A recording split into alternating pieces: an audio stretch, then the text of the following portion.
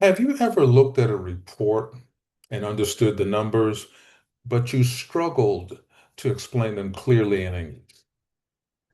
You know the data, you understand the results, but when it's time to speak in a meeting to explain a chart or present trends to a team, you hesitate. You simplify too much, or you stay quiet. That's not a data problem. That's a communication problem.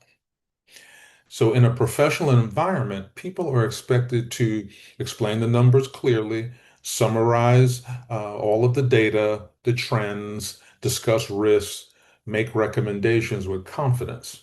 And the professionals who communicate data well are often seen as more capable, more confident, and more valuable. So, in this lesson, I'm going to teach you 50 professional English phrases that will help you explain the data more clearly in meetings, reports, and presentations. These are practical phrases that are used in real workplaces every day. So, if you want to sound more confident and more professional when discussing data in English, you're in the right place. Let's get started. Welcome, everyone. This is Coach Theodore, your business English coach. And in today's lesson, you will learn 50 professional English phrases that you can use to explain data clearly at work.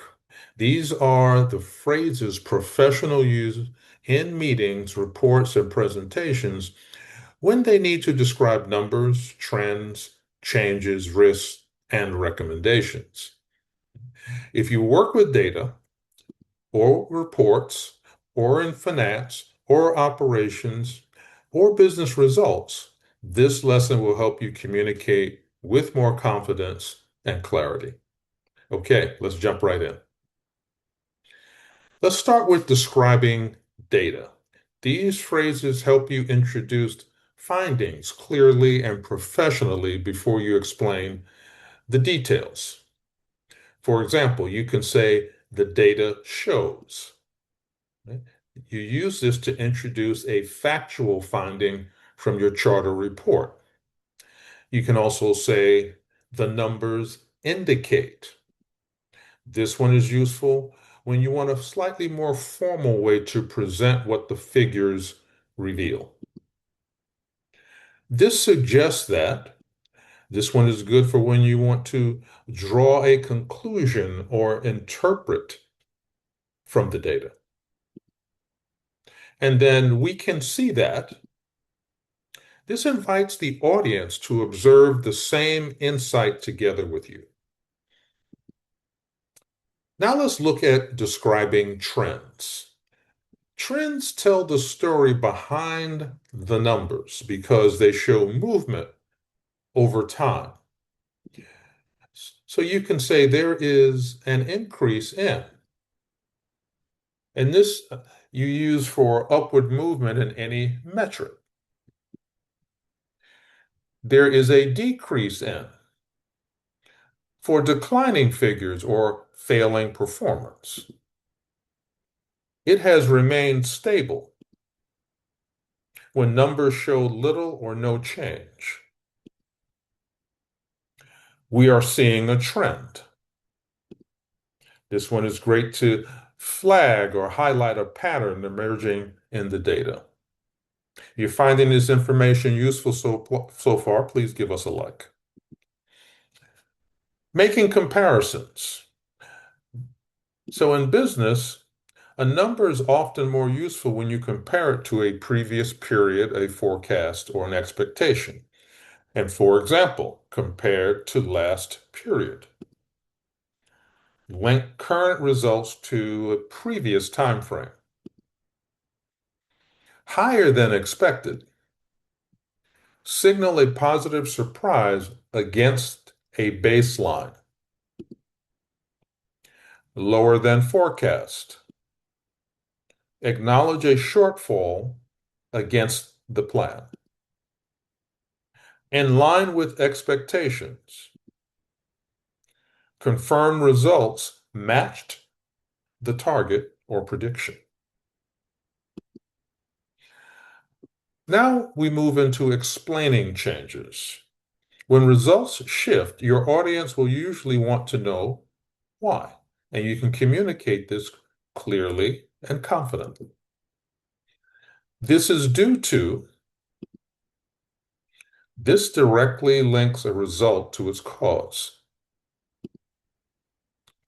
This was driven by highlights the main force behind the change. The main factor is focuses attention on the single most important reason. This resulted from traces an outcome back to its root cause.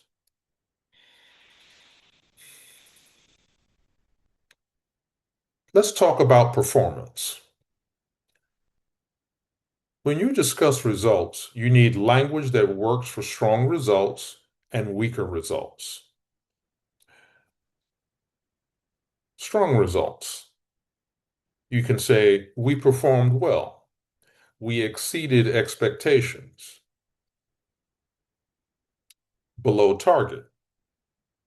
You can say, we missed the target, or results were below target. Data can be complex, so clarifying information is an important workplace skill. Let me clarify. Use when something may have been misunderstood or needs more detail. To put it simply, signals to the audience that you're about to explain in plain, accessible language. In other words, this reframes or repackages a complex point in a different, clearer way. What this means is translates raw data into a meaningful business insight. Now we focus on highlighting key points. Not every detail in a report is equally important, so you need to guide your audience to the main message. The key takeaway is this summarizes the single most important conclusion from the data.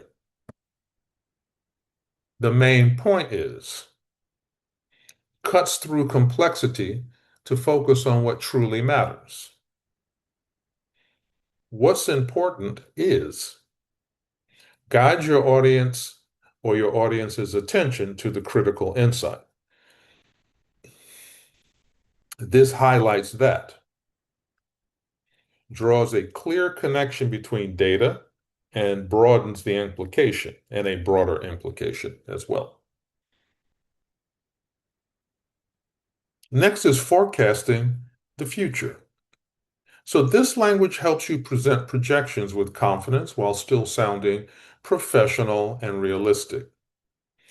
For example, we expect growth, a confident, positive forecast based on current trends. We anticipate a decline, honest, professional language for a downward look or outlook. We project an increase, data or a data-backed prediction of upward movement. The outlook is positive, a concise, optimistic summary of future conditions. So these phrases are especially useful in planning meetings and business reviews. Now let's discuss risks. A strong communicator does not ignore uncertainty. They explain it clearly and professionally. For example, there is a risk of. This names a specific threat or vulnerability to monitor. We need to monitor. Signals ongoing vigilance without alarming your audience. This could impact, connects a risk factor to a potential business consequence. Potential downside includes, professionally frames negative scenarios for decision makers. Now let's look at spotting opportunities. Data should not only identify problems, it should also help you see potential. You can say, there is an opportunity. This opens the door to a growth area identified in the data. We can improve. Positions a gap as a chance to do better, not a failure. This creates potential. Frames a data signal as a pathway to a future value. We can leverage this. Strong action-oriented phrase for turning insight into strategy. These phrases help you move from reporting information to creating business value. Next, we move to making recommendations. This is where you turn insight into action. For example, we should focus on, prioritizes effort toward the most impactful area. I recommend that. Direct, confident language for professional suggestion. We need to address. Flags an issue that requires immediate attention. Next step is, closes the discussion with a clear, actionable path forward. These phrases help you sound clear, assertive, and ready to move the discussion forward. Now we focus on presenting data live. Smooth transitions help your audience stay engaged and help you sound more polished. You can say, let's review the data. Signals a shift to a data-heavy section of your presentation. Let's walk through this. Invites the audience on a guided tour of the information. Any questions on this? Creates space for dialogue and shows confidence in your content. Let's move to the next slide. A clean, professional phrase for maintaining flow and momentum. And of course, you want to close strong. Right? A good ending helps your audience remember the main message and understand what you should do next, or what they should do next, and what should happen next. So you can say, to summarize, signals you're bringing the key ideas together. In conclusion, formal, polished phrase to open your final remarks. Key takeaway is, leaves the audience with one memorable, actionable insight. Let's take action. Ends with energy and a clear invitation to move forward. If you found this information helpful, please like, share, subscribe, comment, and also continually check back to our main page or the video description, because we're always releasing new tools that are free that can be useful to you. Take care, everyone, and I'll see you as we continue our linguistic adventure together.